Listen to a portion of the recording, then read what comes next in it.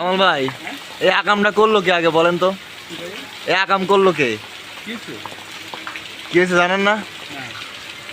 এই আকামটা করলো কে আগে সেটা বলেন।